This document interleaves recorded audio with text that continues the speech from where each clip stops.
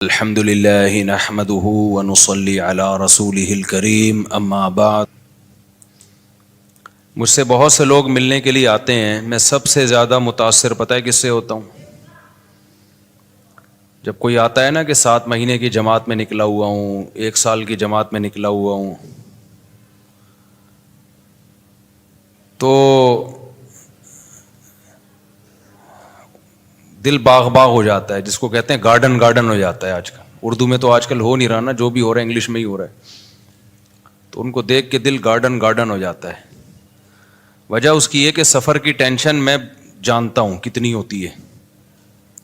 میرے لیے ایک دن گھر سے باہر رہنا سفر میں مجھ پہ بہت شاق گزرتا ہے، بہت ٹینشن ہوتی ہے، چاہے کتنا ہی اچھا سفر ہو، یورپ ہی کا سفر کیوں نہ ہو۔ وہ میری ایک تقریر بڑی مشہور ہو گئی، میں یورپ گیا تھا 1 مہینے کے لیے، 15 دن میں آ گیا، تو بڑی مشہور ہو گئی۔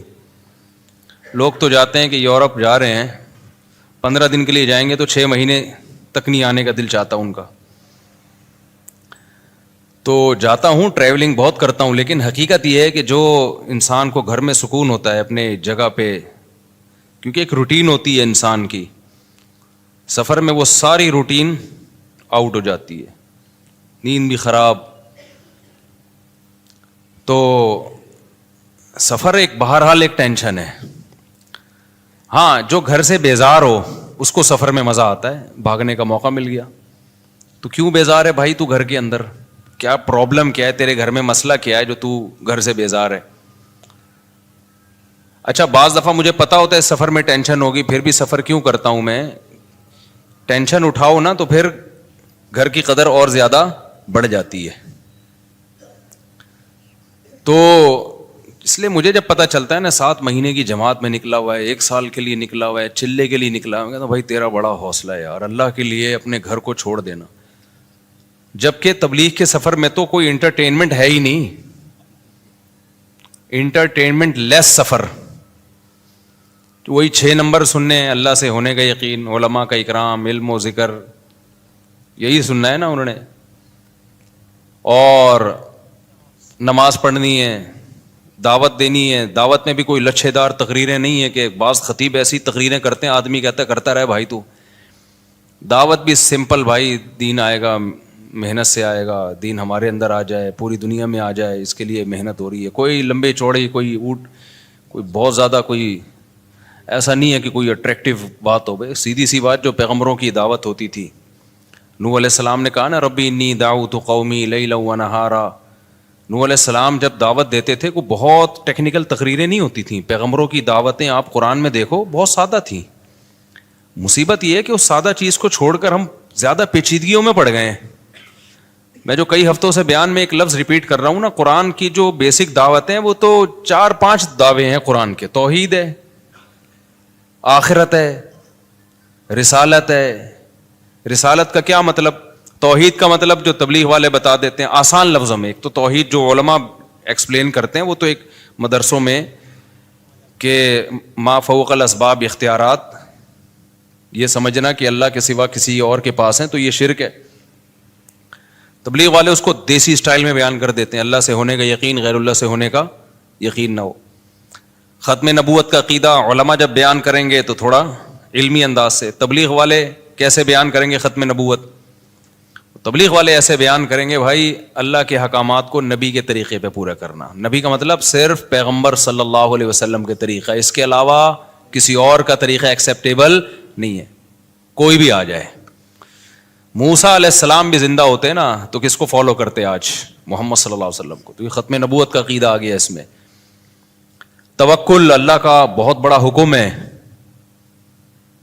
علماء کے اس پہ بیانات ہیں، بالکل ٹھیک ہیں وہ، لیکن عوام کا جو سادہ اسٹائل ہے عوام کو سمجھانے کا، اللہ سے ہونے کا یقین، غیر سے ہونے کا، کامیابی کے نقشوں میں اللہ ناکامی پیدا کر دیتا ہے، ناکامی کے نقشوں میں اللہ، یہی تو توکل ہے بھائی۔ نظر آئے گا ناکامی کے اسباب ہیں، لیکن اللہ ان اسباب میں کیا کر دے گا؟ کامیاب بنا دے گا، اللہ کے پاس ہے۔ ابراہیم علیہ السلام کو آگ میں ڈالا، بچ گئے۔ پچھلے ہفتے تو میں نے پورا بیان اس پہ کیا تھا نا، لوگ کہتے ہیں فضائل اعمال میں شرک ہے، اگر شرک ہوتا تو تبلیغ والوں سے بڑا توحید پرست تو ہم نے دیکھا نہیں بھائی۔ وہ تو یہ تو ہوتا ہے کہ ہمیں شکایت ہوتی ہے توکل میں بعض دفعہ غلو کر دیتے ہیں، یعنی اسباب کی بالکلیہ نفی کر دیتے ہیں. تو توحید میں غالی تو کہا جا سکتا ہے کہ بالکل ہی اسباب کی نفی کر دی. بعض لوگ ایسا کر رہے ہوتے ہیں کہ کچھ کرنا ہی، دکان پہ تالا ہی نہیں ڈالنا اللہ پہ. تو ہمارے ایک دوست تھے تبلیغ میں وقت لگا کر آئے، مسالہ زیادہ لگ گیا. جیسے وہ جونپور کے قاضی بن جاتے ہیں نا بعض لوگ، مسالہ زیادہ لگ گیا تھا نا، جونپور کا قاضی بن گیا تھا ایک آدمی، تو ان کو مسالہ زیادہ لگ گیا.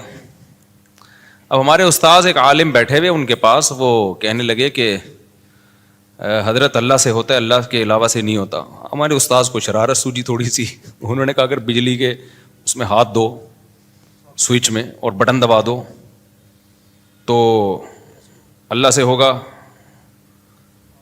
کیا ہوگا پھر؟ یعنی انہوں نے کہا یعنی مرو گے کہ نہیں مرو گے؟ انہوں نے کہا اگر اللہ چاہے گا تو مریں گے، اللہ نہیں چاہے گا تو نہیں مریں گے. بات بالکل صحیح ہے. انہوں نے کہا اچھا کسی میں اللہ پہ بہت زیادہ توکل ہو تو وہ ساکٹ میں ہاتھ ڈال کے بٹن دبا سکتا ہے؟ انہوں نے کہا جب اللہ پہ بہت زیادہ توکل ہو جائے نا کسی کا تو وہ بجلی کے ننگے تار کو بھی پکڑے گا، اس کو کرنٹ نہیں لگے گا. ہمارے استاذ نے کہا بھائی یہ کیا کر رہا ہے بھائی تو؟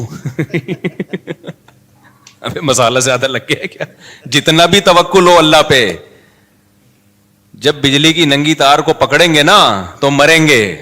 خوب سمجھ لیں، ایسا نہ ہو آپ کا ایمان بہت بن گیا، اب آپ نے کھمبے سے گلے لگا رہے ہیں جا کے، کیونکہ مجھے اب اللہ پہ یقین آ گیا کہ اللہ سے ہوتا ہے، اللہ کے غیر سے نہیں ہوتا، لہذا بجلی کے کھمبے سے میں چپک کے بھی کھڑا ہوں. کیونکہ کراچی میں برسات کے موسم میں بجلی کے کھمبے کے اگر آپ قریب گئے تو کھمبا آگے بڑھ کے گلے لگائے گا آپ کو، چاہے آپ کا سال لگا ہوا ہو چاہے چلے پابندی سے لگ رہے ہو. کھمبا نہیں دیکھتا کہ اس کا سال لگا ہوا ہے یا اس میں توکل ہے یا نہیں ہے. اچھا ماشاء اللہ ماشاء اللہ. تو ہمارے استاذ نے کہا توکل کا یہ مفہوم نہیں ہے.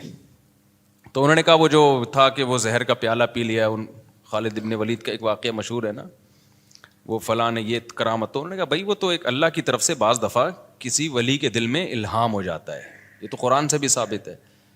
اس الہام اتنا یقینی ہوتا ہے کہ اس ولی اللہ کو پتا ہوتا ہے میں یہ کام کر لوں گا تو مجھے نقصان نہیں ہوگا. تو اگر ایسا الہام کسی کو ہو گیا اور اس کو یقین ہو گیا تو پھر وہ اللہ پہ توکل پہ کر لیتا ہے. لیکن نارملی